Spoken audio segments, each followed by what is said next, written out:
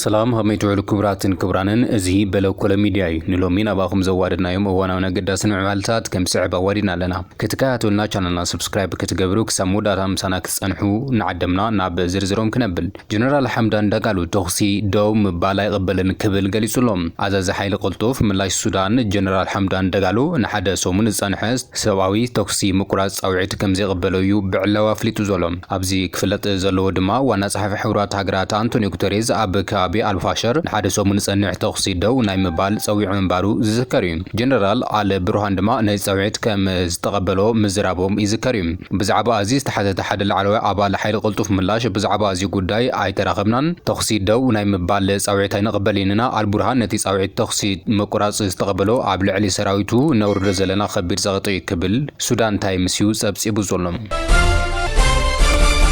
تግራይ ኣብ ህዙጽ ሓደጋ ትርከብ ኣብ ዓፋር ዝርከብ ፍንጃል ሰራዊት ትግራይ ተማሊ ናብ ውሽጢ ትግራይ ወጀራት 10 ዓዲ ፍሉይ ሽሙ ሰንዓለ ኣካባቢ ብምእታው ስዒቦም ኣቲዲኤፍ እውን ናብቲ ከባቢ ኸይዱ ከም ዘሎን ዓቢ ወጥሪ ተፈጢሩ ከም ዘሎን ነበርቲ ትካቢዮም ሓቢሮም ዘሎም ተማሊ ብሓደ ተሰሊፉ ዝነበረ ሰራዊት ሎሚ ንባዕሉ ክቃተል ኣብ ደድፍዑ ኮይኑ ተሓላሉ ዘሎም ብዙሓት ሰባት ድማ እዚ ተፈጢሩ ዘሎ ኩነታት ቀልጢፉ ተዘይተፈቲሑም ትግራይ ዕፃ ሱዳን ከበጽሓ ስኸፍቶም ናገለጽዮም ህወሓት ክሐቅፉን ክሕቆፍን بزي مخالو حدنتن ودتن كيهلون نوي حوان ناب زصنحن زي مرغا ግጭት زأتو كم زخونه يزغلص زلوم ازي دما سراوي تግራይን نبعلو زتخوس خلص تقاراني زخونه حيلታት ተፈጢሩም ብረቱ አቃቢሉ ቃታን خسحب ተዳሊሎ ካብዚ ተደቂኑ ዘሎ ሓደጋ መምላጥ ዝካል ካብ ምክፋል ናብ ውህደት ምስጋር እንተ ተኻይሉ ጥራሕዩ ዝብል ወገናት እዚ ክኸውን ድማ ንዘተን ዕርቅን ዓቢ ትኹረት የብኻ መስራሕ አገዳሲ ክብልዮም ስምዑም እዚ አንጸላሊ ዘሎ ናይ ውሽጣዊ ግጭት ብዘተን ተዘተፈቲሑም እታ ተቃቢላ ዘላ ቃታ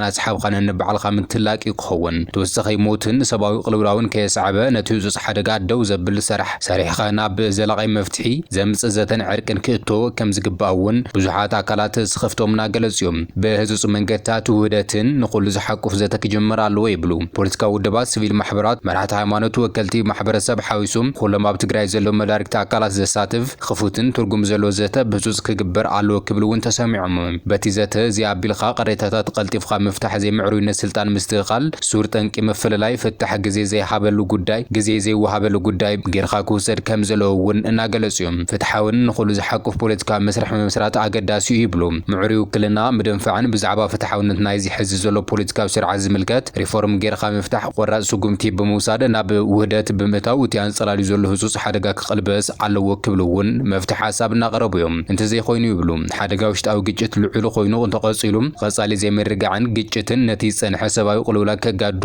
መጥፋ ህይወትን ኸስዕብ ዓቢ ተኽሎክ ህልው ይብሉ መከፋፈልን ግጭትን መንገድ ሞትን ህልቂትን ድኽነትን ብምኾኑ ትግራይ ድማ ካብ ዑደት ድኽነትን ኹናትን ከይወፀት ተዓጽያ ክትተረፍ ትኽእልያውን ይብሉ ዝተበታተነ ፖለቲካ መልክዕን ማሕበራት ምሕደራ ከዳኽምን ድሌት ህዝቢ ንምምላእ አጸጋሚ ክገብረውን ግድን እዩ ቀጻሊ መፈለላይን ግጭትን ማሕበራዊ ምትእሳርና ሸርሽሩም ማሕበረሰባውን ሓበራውን መንነትን ዳግማይ ንምህናጽ ናብ አጸጋሚ ኹነት ከእትዮ ከም ዝኽእሉን ይግለጽ ይዘሎም በመሰረቱ ውህደት ፖለቲካዊ ግዴታ ጥራሕ ዘይኾነስ ነዊሕ እዋን ጸንሐ ሰላም ምርጋዕ ዕቤት ትግራይ አድላይ ቅድመ ኹነት ተገይሩ ክውሰድ ከም ዝግባውን ይግለጽ ይዘሎም በሰንኪ ትራምፕ ሞት 14 ሚሊዮን ሰባት ክኽትል ይኽእል ተባሂሉሎም ትራምፕ አሜሪካ ነትካለ ረድኤት ትህቦ ዝነበረት መወላድ ደው ምባለ ስዕቡም ክሳብ 2030 ኣብ ዘሎ ግዜ ሞት 14 ሚሊዮን ሰባት ክኽትል ከም ዝኽእል ኣብ ላንሰት ሜዲካል ጆርናል ተማሊሶኒ ዝተሓተመ መጽናዕታዊ ጽሑፍ አቃሊዑሎም እቲ መጽናዕታዊ ጽሑፍ ካብዚኣቶም ድማ እቶም ሲሶ ትሕቲ 5 ዓመት ዕድሜዮም ህፃናት ከም ዝርከበውን ተገሊጹ ጸሓፈ ጉዳያት ወጻኢ አሜሪካ ማርኮ ሩቢዮ ኣብ ዝሓለፈ መጋቢት ንማዕከላት ዜና ኣብ ዛሃቡ حبرتام من معدار ترامب نخم يسايد خلوت جبر سناي أبز هبوز نبر حاجزات 800 كم إذنك يحبرون حدا كابتو منظمة مطرعة تذكروا أبال لانسيت بروجكت زخنم ديفيد راسلا نبزحات كابتن تحت ما خلاء عتاوي زلون حجرات أتي رديت دم وبالو زجات من نجر نمردا خمسة على مولى بدا زعتو ويدمام أوشتن خبيد دم وخنات كم زجات من غير خاك توسدت خليقة أتي خبرت كساب خندويو كبلي جالس زلهم أتي مقدار لمولا بفلايدمام أبتو متغلعات زخون ህዝብታት አበጥ ዕና ከረጽን ሕገስጋስ ኣብ ዘለዎ ደው ከብሎም ብዕስራታት ዓመታት እንድሕሪት ክምልሶ ከም ዝኽእል ነዚ ስዕብ ሓደጋ ክልወ ከም ዝኽእል ይዝግለጽሎም ድሕሪ ቶክሲ ስምዕነት ኢራን እስራኤልን ሚሳይላት ሙንጫፍ ሃዲኡ እኳ እንተነበረም ሎሚ ለይቲ ናይ የመን ዕጡቓት ሕቲ ግን ናብ እስራኤል ሚሳይላት ክውንጭፍ የመሓዲሮም እቶም ሚሳይላት ሙሉእ ብሙሉእ ብሓይሊ ምክልኻል እስራኤል ዝመኾኑ ይኹን እምበር የመን ከም እስራኤል ክትጋበዝ ኣለዋ ክብል ሚኒስተር ምክልኻል እስራኤል ኣይተ እስራኤል ካትዝ ይገልጹ ዘሎም ርእሲ እቲ ተመን ዝነበረ ኢራን ብዕውት ከም ዝተቐጥቀጠ ዝገለጸ እስራኤል ካትዝ ሕቲ እውን ከም ኢራን ከተተኣናግድ ከም ዘለዋ ዝኾነት ትኹን ዓዲ ኢዳ ኣንጻር እስራኤል እንተተላዒላ እታ ትወጣወጥ ኢድ ክትቁረጽ እያ ክብል እውን ኣጠንቂቑሎም እዚ ከምዚ ኢሉ እናሃለወ ፕሬዚደንት ዓብደልፈታሕ አልሲሲ ምስ ኣቦ ወንበር ላዕለዋይ ቤት ምኽሪ ላዕለዋይ ኣዛዚ ሱዳን ሰራዊት ሱዳን ዓብደልፈታሕ አልቡርሃኒ ተረኺቡ ዘሎም ሃገሩ ምስሱዳን ዘለዋ ናይ ምትሕጋዝ መረጋገፂ ፀጥታን ግዛታዊ ሓድነት ዘለዋ ደገፍ ኣረጋጊጹ ዘሎም ብተመሳሳሊ ዜና ኢትዮጵያ ኣብ ቀይሕ ባሕሪ ሓይሊ ባሕሪ እንተዋፊራ ንግብፂ ፀጥታዊ ሓደጋ ይክብል ሚኒስተር ጉዳያት ወጻኢ ግብፂ ገሊጹ ዘሎም ሚኒስተር ጉዳያት ወጻኢ ግብፂ ዶክተር በድር ዓብድላቲ ሎሚ ብቋንቋ ዓረብኛ ኣብ ዝገበረ ቃለ መሕተት ኢትዮጵያ ኣብ ቀይሕ ባሕሪ ሓይሊ ባሕሪ ንምውፋር ትገብሮ ዘላ ጻዕሪ ከም ዝቆም ገሊጹ ዘሎም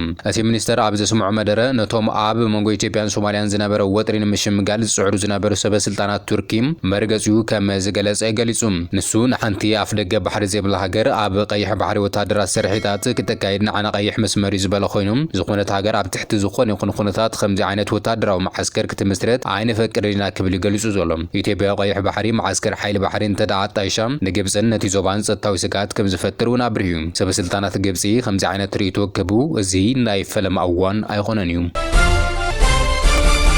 እዚ ከምዚ ኢሉ እናሃለወ ኤርትራ 150,000 ሰራዊት ሰሜን ሓይልታት ሱዳን ክትሰልጥን ወታደራዊ ሓገዛት ክትገብረሎም ምዃና ኣልሙሃቂቅ መርበብ ሓበሬታ ይሓቢሩ ዘሎም ብመሰረት መርበብ ሓበሬታ ኣልሙሃቂቅ ጋዜጣ ሱዳን መንግስቲ ኤርትራ 150,000 ዝኾኑ ደቂ ሰሜናዊ ክፋል ሱዳን ወታደራዊ ስልጠና ክህብ ምዃኑ ይገሊጹ ዘሎም ሓላፊ ሰሜናዊ ሓይልታት ክፋል መሐመድ ሰይድ ኣሕመድ ሳር አልካማል አልጃዱኩሚ ዝሓለፈ ሰሙን ጀሚሩ ኣብ ኤርትራ ምስ ዝተፈላለዩ ሓለፍቲ መንግስቲ ኤርትራ ርክባት ክካየድ ምጽንሑ ይዝከር እዩ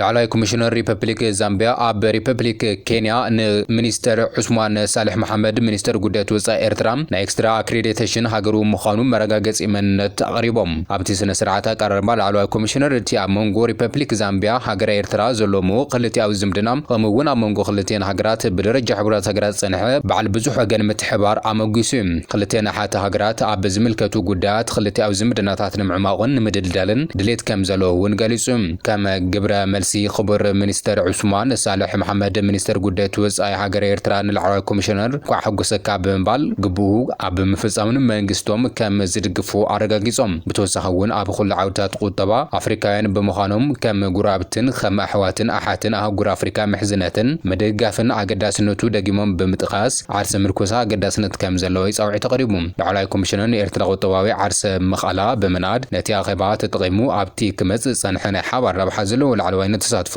እቲ ሃገር እውን ዓዲሙ እዩ ብመንገዲ ላዕለዋይ ኮሚሽነር ዛምቢያ ናይሮቢ ኬንያ ኣቢሉ ማለት እዩ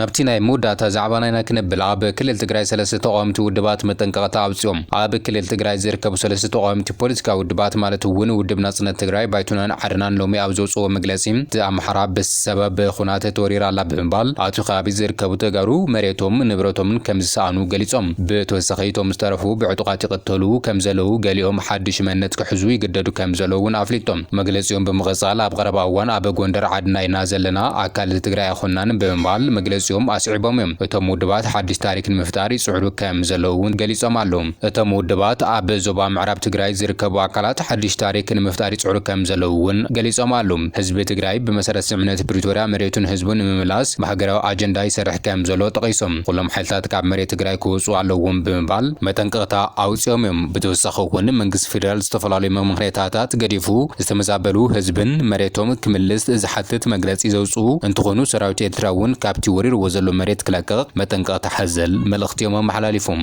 ባርኸስ ክቡራትን ክቡራንን ነዚኦም ካልኦትን ዛዕባታት ነይሮምና ንሎማዓንቲ በዚ ኣብቅዕና ኣለና ሰሰናይ ንዓኹም